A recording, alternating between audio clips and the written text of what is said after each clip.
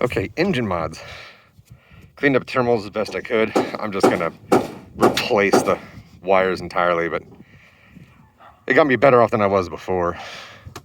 Big industrial Caterpillar sized air filter with a pre-dust filter and a waterproof, so hopefully don't suck no water down.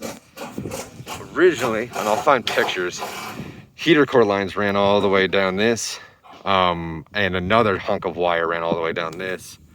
There's like block heaters and other wires that came up and ran into here. Deleted all of that. It used to have a like an ambulance front end with sirens and all that, and I took all of that out. One, it was hideous, and I'm not going to use it. One of the alternators here, another alternator down there, so it's a dual alternator.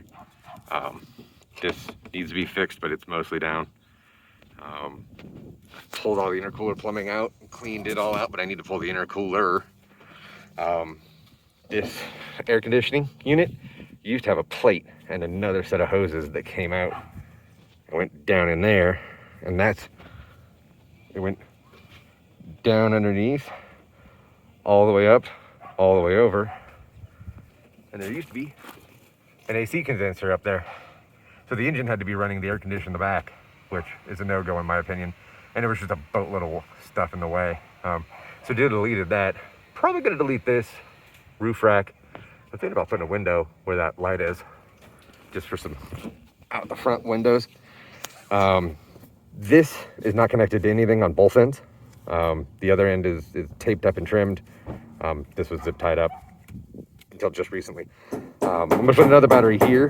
So I'll have a battery here, battery over there, and then this one ran to the box electrical panel. This runs to the box. These two run to these two batteries inside there. And then this is the one from the other battery to make, a dual 12-volt battery. So I've deleted all of that. This wiring was tapped into a whole bunch of stuff, from the OEM harness to the ambulance electrical grid. Cut all that out, spliced it back together. It's not pretty right now. I needed to get the stuff out of here. I'll pull the loom apart and resplice it back together nicely. I just kind of wanted to do a test to make sure I had everything wired back the way it should be.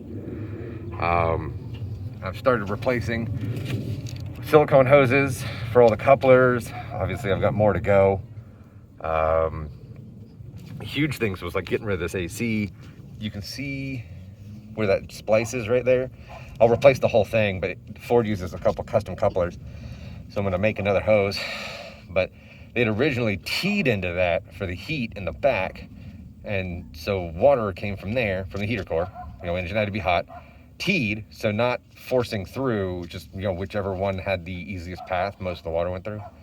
So this ran big coil here because they just had too much hose, ran all the way across there.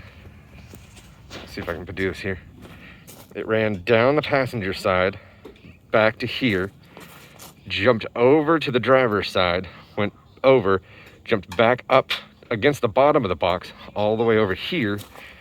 And then there's a hole here that goes up into the cabin, and it went all the way up to the heater core that was on the other side right about here. So once again, it had to go back down, back over, back to the frame rail on this side, back to the frame rail on that side, back over across the engine bay and to this little spot, when it could have just boop. So, and it wasn't insulated, wasn't lined, just a silicone heater core. So I'm sure that heater probably never really did much good anyways. As you can hear, the wife is hammering away. Fuel mods, riffraff diesel, return fuel system. Gets the air out of the line, more flow, yada, yada, yada. I'm trying not to do big power or anything on this, but you know me. So now I've got a return line for the diesel system. There's another pipe underneath that that's super hard to see. I think you might be able to see.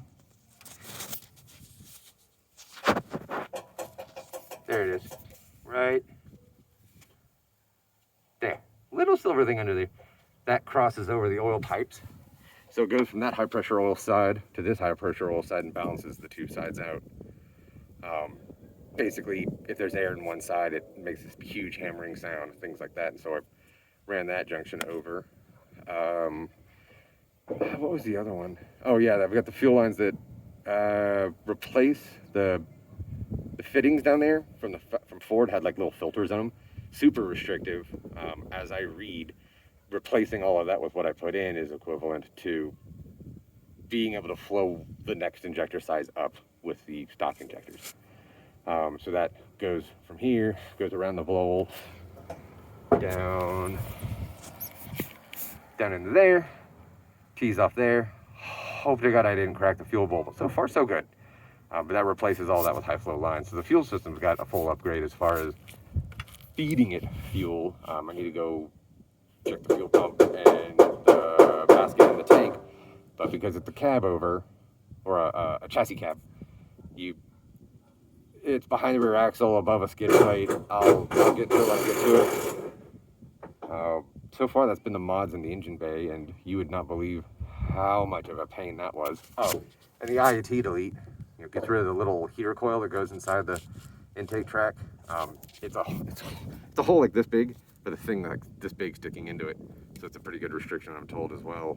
And the requirement for it to turn on has to be like, don't quote me on this. It's like, it has to be like -10 degrees. The engine has to be in this condition, blah blah blah, for it to even work. So unless I'm camping in the snow, I don't think it's going to do any good. I will be doing block heaters and things like that, so I think I'll eliminate some of those problems. But that's pretty much engine mods. Please ignore the dirty nasty under here. But the truck bar bushings were completely toast. The whole thing would do this going down the highway. So I don't even know if that showed up with the digital stabilization. Yeah, the steering wheel would just the whole way down the highway. So I polyurethane insert bushing all of that. I will probably be changing all of the steering components, possibly the steering box. But most of the stuff I find is for something that's been lifted. So it will be getting lifted, but it's not super high on the priority list. This stuff is going to get tucked higher up so I don't bonk it on a rock. And I may just put a piece of plate steel here, just for, the moment. Because I do plan on getting a bumper, but bumpers for these things are like $2,000. So right now, Daddy's got to stop the bleeding.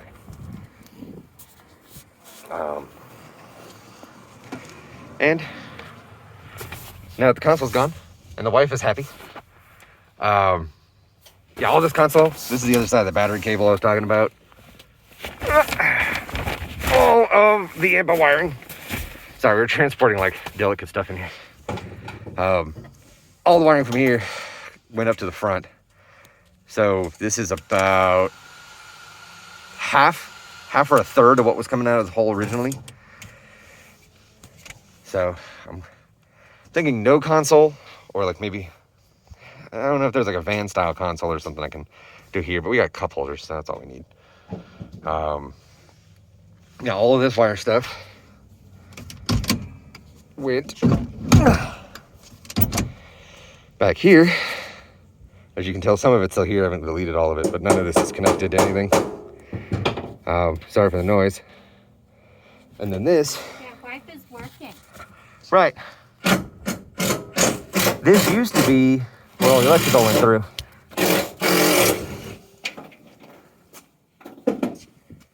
Into that panel, which now goes through. And ignore the garage. It's been a ordeal. But this big thing was all the electrical that was in that panel for the info.